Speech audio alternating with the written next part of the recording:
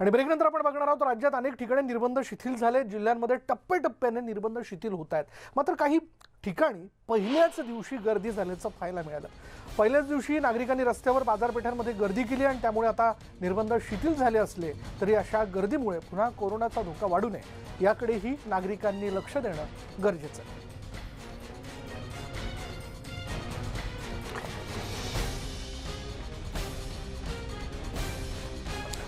नागपूर शहराचा समावेश पहिल्या श्रेणीत असला तरी नागपूरमध्ये पालिका प्रशासनाकडून काही निर्बंधांसह सरसकट शिथिलता देण्यात आली आहे।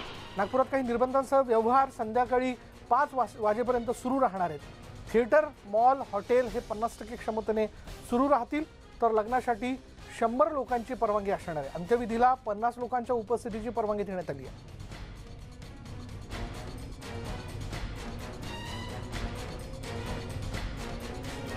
पण तरी ही शिथिलता दिल्यानंतर आपल्याला ठिकठिकाणी बाजारपेठांमध्ये लोकांनी गर्दी केल्याचं दिसून येते। म्हणजे सगळंच काही संपलं, म्हणजे आता कोविड उरलेलं नाहीये। या जर आविर्भावात आपण अशी गर्दी करणार असू तर अर्थात नियम न पाळण्यामुळे धोका निर्माण झाल्याचं यापूर्वी देखील आपण अनुभवलेलं आहे। जाऊयात आमचे प्रतिनिधी तुषार कोहळे आपल्याबरोबर आहेत। तुषार, नागपूरमध्ये अनलॉकचा हा पहिला दिवस कसा राहिला?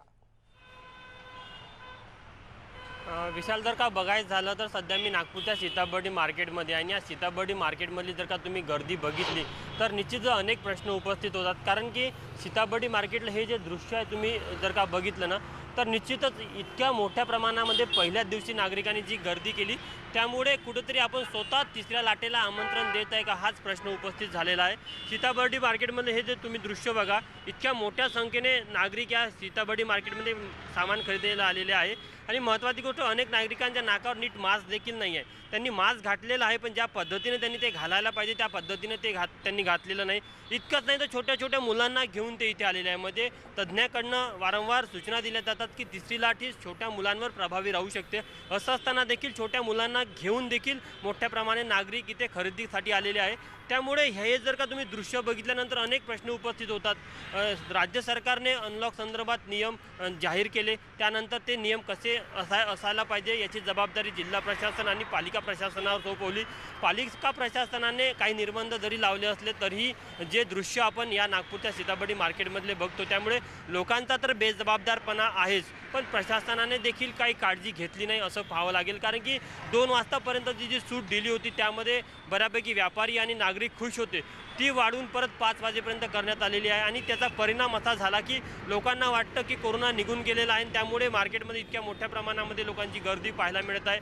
नागपूरमध्ये जर का तुम्ही मागच्या 24 तासातले कोरोनाचे आकडे बघितले तर 197 लोकांना कोरोनाची लागण झाली, 10 लोकांचा मृत्यू झालेला आहे। या परिस्थितीमध्ये नागपूरचा अजून कोरोना संपलेला नाही। विदर्भामध्ये देखील कोरोना हे साधारण 1400च्या घरामध्ये रोज विदर्भामध्ये वेगवेगळ्या जिल्ह्यामध्ये कोरोनाचे आकडे पाहायला मिळतात। अशा परिस्थितीमध्ये नागपूरच्या रस्त्यावरती हे जे दृश्य आहे हे निश्चितच धडकी भरवणारं आहे आणि अनेक प्रश्न उपस्थित करणारं देखील आहे। कारण की जर का तिसरी लाट आली तर तिसऱ्या लाटेला कोण जबाबदार असणार हाच महत्त्वाचा प्रश्न आहे। कारण की एप्रिल आणि मे महिन्यामध्ये नागपूरमध्ये जी सुनामी नागपूरकरांनी अनुभवली होती त्यानंतर काहीसे नागपूरकर घाबरलेले होते, ते स्वतःहून नियमाचं पालन करताना दिसत होते। पण ज्या प्रकारे राज्य शासनाने नवी नियमावली जाहीर केली आणि जी शिथिलता दिली त्यामुळे नागरिकांनाही असं वाटायला लागलं की कोरोना गेला आणि त्यांचा देखील बेजबाबदारपणा पाहायला मिळत आहे। त्यामुळे कुठेतरी प्रशासनाने निश्चित या संपूर्ण गर्दी बघितल्यानंतर त्यांना विचार करावा लागेल, त्यांनी दिलेली नियमामधली जी शिथिलता आहे ती खरंच योग्य आहे आणि ती अपेक्षित आहे का? कारण की लोकांमध्ये जी भीती आहे ती भीती जर का निघून गेली तर तिसऱ्या लाटेला आपणच स्वतः आमंत्रित करू असंच म्हणावं लागेल। विशाल, पण मग तुषार, मध्यंतरीच्या काही कालावधीमध्ये आपण जर बघितलं तर ठिकठिकाणी बॅरिकेटिंग जे करण्यात आलेलं होतं ते आत्ताही कायम आहे का? म्हणजे का अनलॉकच्या निमित्ताने ते काढून टाकण्यात आलं? कारण ते बॅरिकेटिंग यासाठी होतं की ठराविक एका ठिकाणी लोकांनी गर्दी करू नये।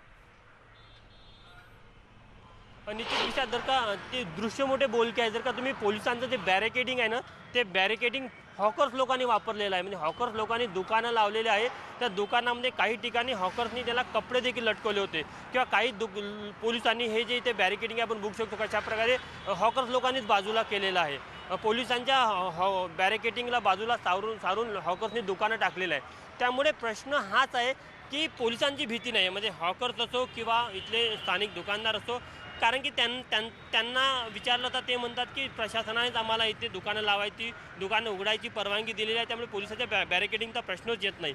आणि या पिलरच्या पाठीमागे आपण इथनं थेट बघू शकत नाही, पण त्या जिथे जे हॉकर्स लावलेले, हॉकर्सने जे दुकान लावले, चक्क त्या बॅरिकेडिंगला त्यांनी कपडे अटकवलेले आहे. चपलांचं जे दुकान लावलेलं आहे ते बॅरिकेडिंगच्या बाजूला लावलेलं आहे. त्यावरनं एक पाहायला मिळतं की हॉकर्स असो, दुकानदार असो, यांचा देखील बेजबाबदारपणा पाहायला मिळतो.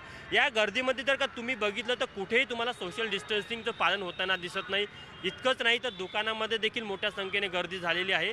त्यामुळे हे जर दृश्य असंच राहिलं आणि सातत्याने रोज अशाच प्रकारची गर्दी होत राहिली तर निश्चितच आपण तिसऱ्या लाटेला आमंत्रण देऊ, स्वतःहून देऊ असंच पाहायला मिळत आहे. कारण की तज्ज्ञांकडनं जी भीती व्यक्त केली जात आहे की सप्टेंबर आणि ऑक्टोबर महिन्यामध्ये तिसरी लाट येईल, पण महत्त्वाचा विषय आहे की या तिसऱ्या लाटेची सुरुवात जर का आपल्या बेजबाबदारपणामुळे, आपल्या वागणुकीमुळे जर झाली तर कदाचित ते त्या आधी देखील येऊ शकतो. कारण की आजही नागपूरमध्ये 200च्या घरामध्ये रुग्ण निघत आहे.